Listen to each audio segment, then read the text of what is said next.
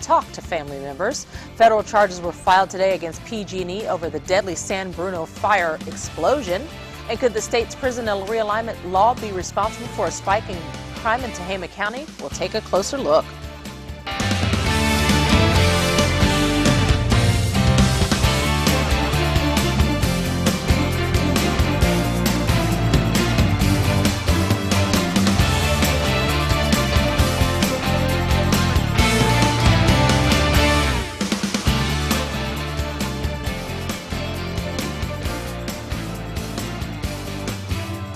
Good evening and thank you for joining us. A powerful earthquake off the coast of Chile is registered at an 8.2. The quake struck 61 miles northwest of the city of Iraqi, triggering a tsunami that hit the northern part of the country. The massive quake was felt as far as the Bolivian city of La Paz, sending people running out into the streets with whatever belongings they could carry. The Chilean Navy said the first tsunami wave had hit the coast within 45 minutes of the quake. The warning said that aside from Chile, the coast of Peru, Ecuador, Colombia, Panama, Costa Rica, and Nicaragua were also at risk. There will be no tsunami for Southern California, and any quake generated waves there will remain below 1 foot.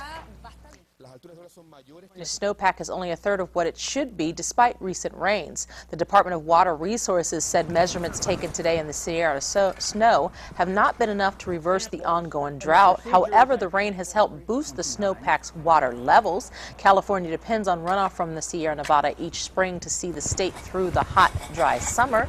The results forebode a challenging summer for California farmers, and many communities already facing restrictions on water use. Now let's get our first check of weather. Chief Meteorologist Chris Kuiper in the AccuWeather Center. So it looks like the rain is going to start moving out soon, Chris? Yeah, it looks like things are going to get a lot quieter as we get into our day tomorrow. Right now, we do have some wet weather, but it's very localized across parts of the North State. Not like last night. We had that big swath of rain come sweeping on through. Notice the activity really kind of staying more towards the southern half of the Sacramento Valley. Big slice of rain. Let's get back here. Oh, we're all over the place here now. Let's try that again. Big slice of rain right here in this part of the valley, moving into parts of Sutter and Yuba counties there, and also into parts of Colusa County at the Cerro and Yolo County as well. Not showing a whole lot of movement up towards the north, and looks like many other places just seeing relatively quiet weather across their region. And as we look at the broader picture, well, that's when we see the activity just kind of rotating off the coastline. This is low pressure here, and this low pressure system will continue to move more towards the south and more towards the east, and not really directly on into the North State. I'll come back in just a bit. We'll take a look at what's going on out there. We'll take a look at the weekend forecast, which has warmer weather coming our way. Thank you, Chris. And other news, authorities say the man who went missing Sunday after he became separated from a group of runners along the Western States Trail has been found. 55-year-old Robert Root was found in Sierra Nevada. He survived for 2 days by sleeping on a cliff and keeping warm by curling up into bushes. Root was wearing only a light running shirt, shorts, and running shoes when rescuers found him walking along a bridge. Root, who's recuperating in a hospital, says he survived on water, energy supplements, and shaking his limbs to keep them warm, and he requested a hamburger after his rescue. Back here in the North State, a house in Anderson goes up in flames early this morning, but there's a twist. 2 dead bodies, a trail of gas, and a gunshot wound. Action News Now reporter Angela Musalam was at the scene all afternoon, where she spoke with the family. Absolutely in shock, beyond shock. That was Susan's first reaction when she saw this. Her childhood home charred. Memories turned to dust.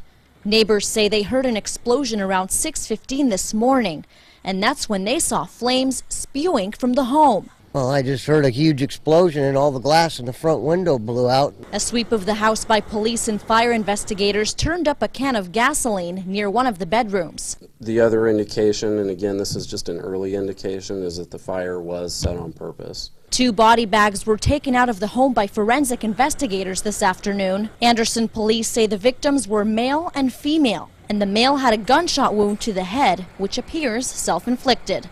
Police say the female had been deceased for several days. I want to be very clear that the 2 deceased victims that were found inside of the home were located in 2 separate bedrooms. They were both located in their beds. Both were adults. Neighbors tell me the victim was very depressed because he recently lost his house for not paying the property tax. He served the eviction notices on him yesterday. Susan and her husband had no idea what happened until she got a call from her nephew this morning. And told me, I have very bad news and I got to tell you this. They recently moved back to Reading to take care of Susan's mother. Police don't know if she's the female victim. I'm trying to stay as optimistic as possible. Anderson police and fire officials are treating this as a homicide investigation, and it could be months before they can piece everything together. We had a great life here. In Anderson, I'm Angela Musalam for Action News Now. Police have not officially released the names of the victims. Meanwhile, Susan is asking the Anderson community to keep an eye out for her mother, Claudia Riley, in case she was placed in a nursing home. A suspected car burglar is behind bars accused in an overnight break-in at a downtown Chico parking structure. Among other things, several blank checks were stolen. Late this morning, officers were called to a check-cashing business on Mangrove Avenue where the alleged thief was trying to cash one of those stolen checks. Police arrested 23-year-old Justin Nelson, who reportedly had stuffed another of those stolen checks in his sock. So far, none of the other items stolen from the car have been recovered. The body of a Plumas County teenager missing for more than 4 decades may have been found. The cold case is getting a second look after a specialized crime dog picked up a scent of human remains. According to the Plumas County Sheriff's Office, 3 crime dogs found a scent of human remains in an abandoned well that's located in Meadow Valley that could be connected to the 1967 disappearance of 13-year-old Mark Wilson from Meadow Valley. Wilson told his parents he planned to hitch a ride to Quincy to watch a movie, and he never returned home. Plumas County Sheriff Greg Hagwood stated there is no evidence at this point to indicate those remains are Wilson's, but he's hopeful they can get a lead into this case. Investigators say the well has been there since 1926, and law enforcement officials plan on digging the well when weather conditions improve. A new policy is now in effect that could save the city of Chico some much-needed taxpayer dollars. A fraud, waste, and abuse hotline was set up to accept reports through a third party which can be sent in from city employees, citizens, or vendors with the city. The reports are sent to the city auditor, city manager, city attorney, and the mayor. From there, they investigate the reports and follow up with other departments, and they want to stress that people shouldn't be afraid to speak up. For somebody that may have been concerned, and for which that's the reason they never reported anything in the past, this offers an opportunity where you won't get in trouble. You, in fact, if you're uncomfortable, you can actually not even provide your name or information. Provide your complaint, you're provided a report number, and then you can call back to see what has happened with the call you made initially. These top hotlines have been known to reveal significant fraud. Since the policy went into effect last week, the city has already received 3 reports through the hotline. We'll provide the phone number and a link to the online form on our website, actionnewsnow.com.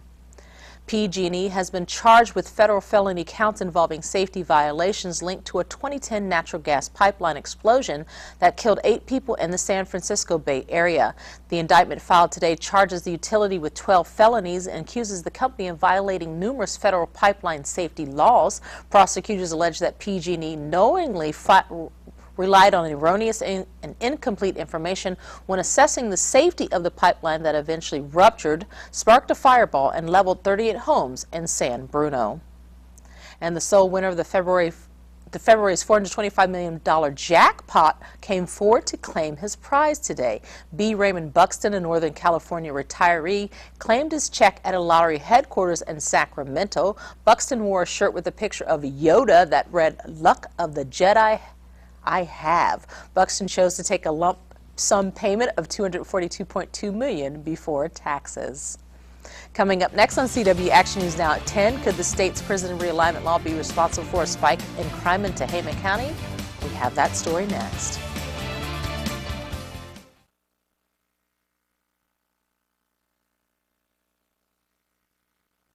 I thought McLeod burned all of our old logbooks in the town square.